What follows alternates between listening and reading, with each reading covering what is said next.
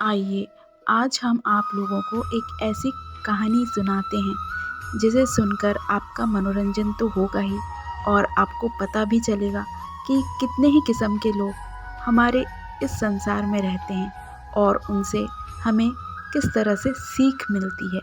तो रोज़ नए नए चीज़ें सीखने और नए नए अनुभव सीखने के लिए ही हमें ऐसी कहानी सुनने का अवसर नहीं खोना चाहिए।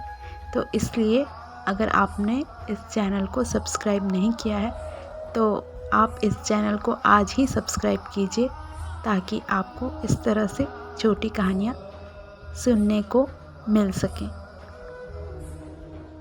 एक लड़का पैदल किसी रास्ते से जा रहा था। उस लड़के ने देखा कि सामने वाले बिजली के खंभे पर कागज़ की पर्ची चिपकी पड़ी है और उस पर्ची में कुछ लिखा हुआ है। वह लड़का थोड़ा नज़दीक जाकर पर्ची में क्या लिखा है वह देखने लगा।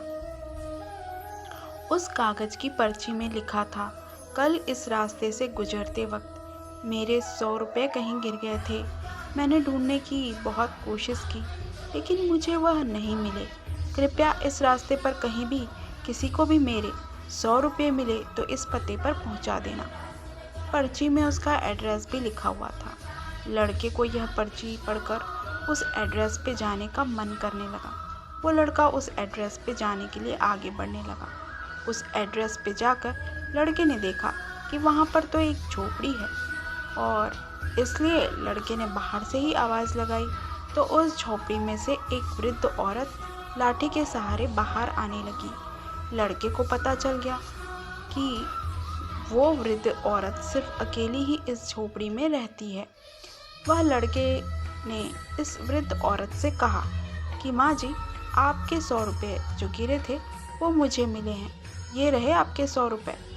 उस लड़के की बात सुनकर वह वृद्ध औरत रोने लगती है और कहती है कि बेटा, अब तक करीब 15-20 लोग मुझे 100 रुपये देकर जा चुके हैं। बेटा, मुझे ठीक से दिखाई भी नहीं देता है और मुझे पढ़ना लिखना भी नहीं आता।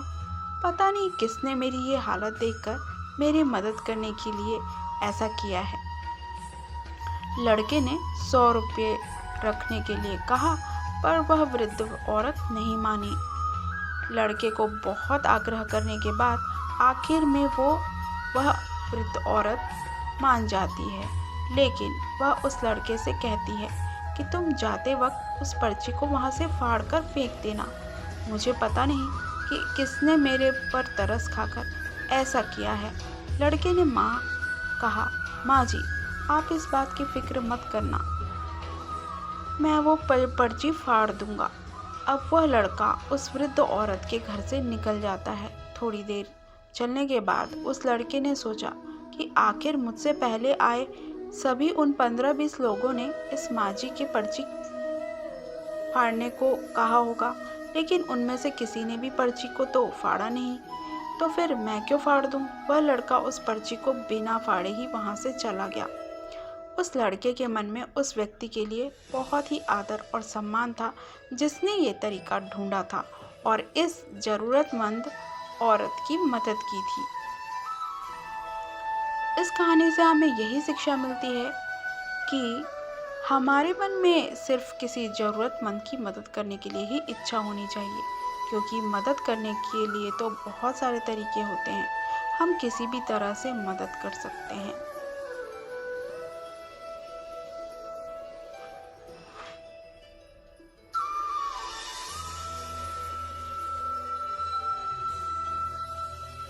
तो आपको ये कहानी बहुत अच्छी लगी होगी और अगर यह कहानी आपको पसंद आई है तो ऐसी सुंदर छोटी छोटी कहानियाँ सुनने के लिए इस चैनल को लाइक, शेयर और सब्सक्राइब करें ताकि मैं और भी अच्छी अच्छी कहानियाँ आपको सुना सकूं। और इस कहानी को सुनने के लिए आप सभी का बहुत बहुत धन्यवाद।